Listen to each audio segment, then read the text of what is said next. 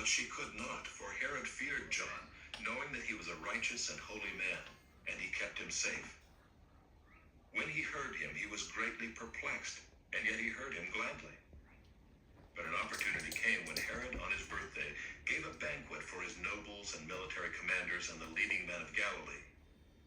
For when Herodias' daughter came in and danced, she pleased Herod and his guests. And the king said to the girl, "Ask me for whatever you wish, and I will give it to you." And he vowed to her, "Whatever you ask me, I will give you, up to half of my kingdom." And she went out and said to her mother, "For what should I ask?" And she said, "The head of John the Baptist." And she came in immediately with haste to the king and asked, saying, "I want you to give me at once the head of John the Baptist on a platter." And the king was exceedingly sorry, but because of his oaths and his guests, he did not want to break his word to her. And immediately the king sent an executioner with orders to bring John's head. He went and beheaded him in the prison, and brought his head on a platter, and gave it to the girl, and the girl gave it to her mother. When his disciples heard of it, they came and took his body, and laid it in a tomb. The apostles returned to Jesus and told him all that they had done and taught. And he said to them, "Come away by yourselves to a desolate place, and rest a while."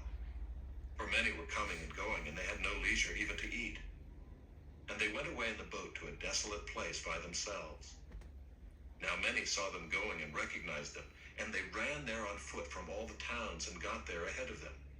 When he went ashore, he saw a great crowd, and he had compassion on them, because they were like sheep without a shepherd.